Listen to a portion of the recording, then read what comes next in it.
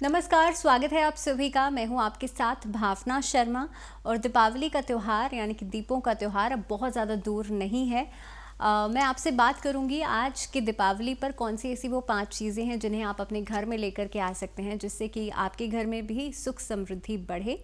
क्योंकि दीपावली पर हम सभी यही कामना करते हैं कि घर में खुशियाँ आए, घर में वैभव बढ़े, माँ लक्ष्मी कैसे प्रसन्न हो सकती हैं, इन सभी चीज़ों के ऊपर हम बात करेंगे।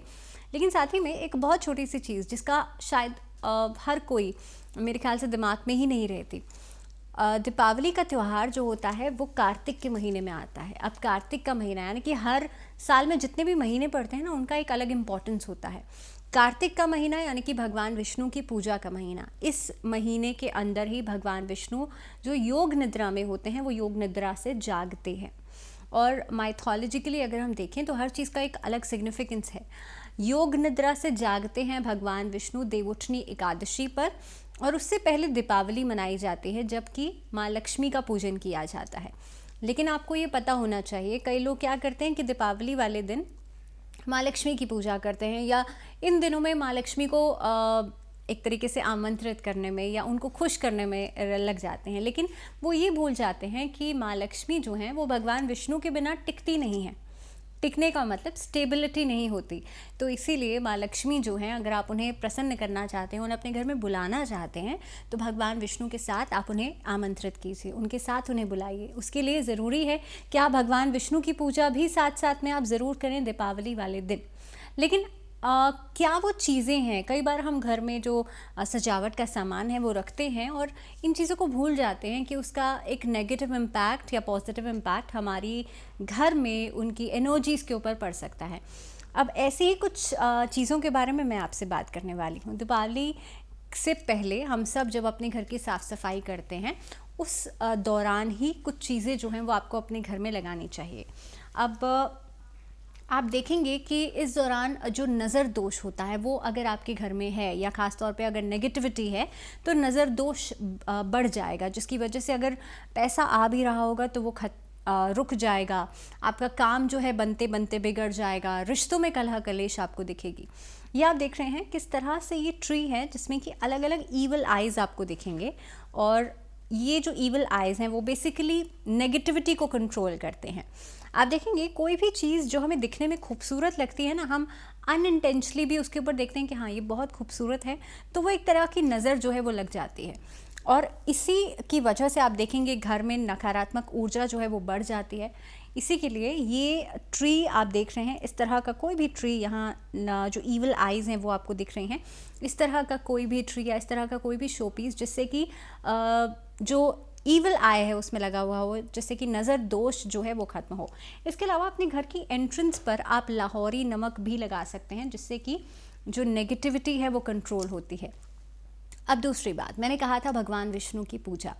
आप इस दीपावली पर आप ये देख सकते हैं, इस तरह का शंख जो है मेरे पास है, और ये शंख आप एक शोपीस के तरीके से इस्तेमाल कर सकते हैं। यानी कि आपको इसको पूजा में रखने की ज़रूरत नहीं है, अपने घर के नॉर्थ ईस्ट डायरेक्शन में रखने की ज़रूरत नहीं है, बस आप इसे एक शोपीस की तरह से इस्तेमाल कर सकते हैं।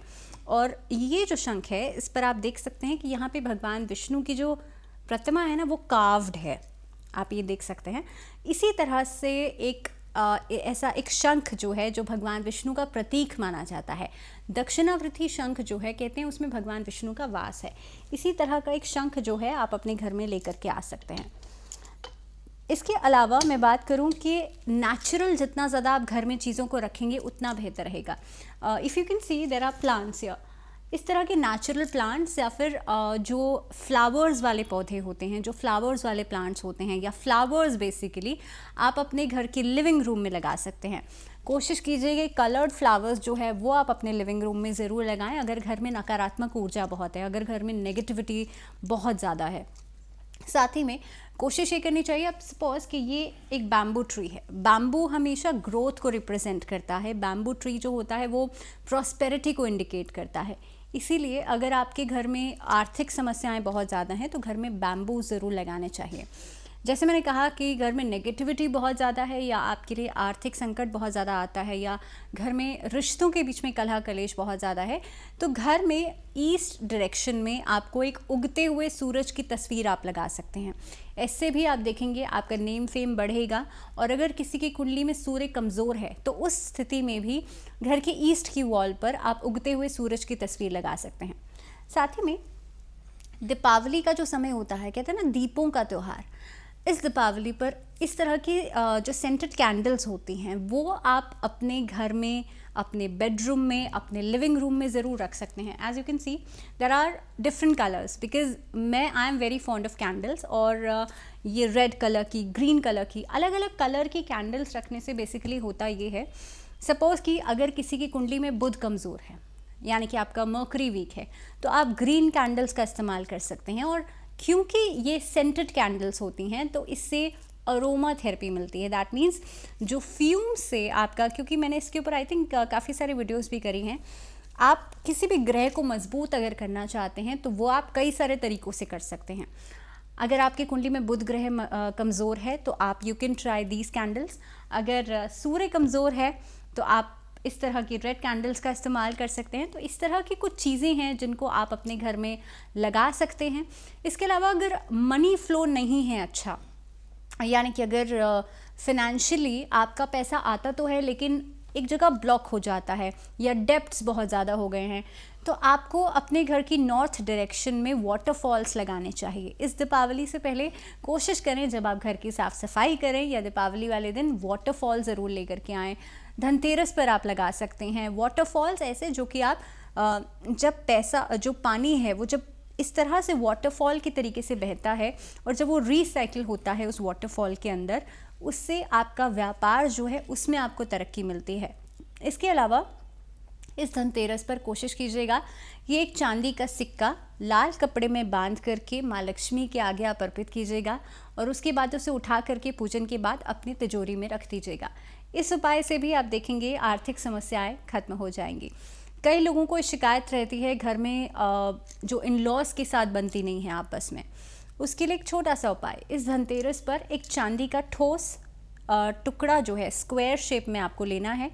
वो अपने घर के आरओ में या घर में जो भी वाटर सोर्स है आपका, जहाँ से सब लोग पानी पीते हैं, उस पानी का इस्तेमाल जो आप करते हैं उसमें वो टुकड़ा डाल दीजिए और उसको कोशिश करें सभी उसका सेवन करें।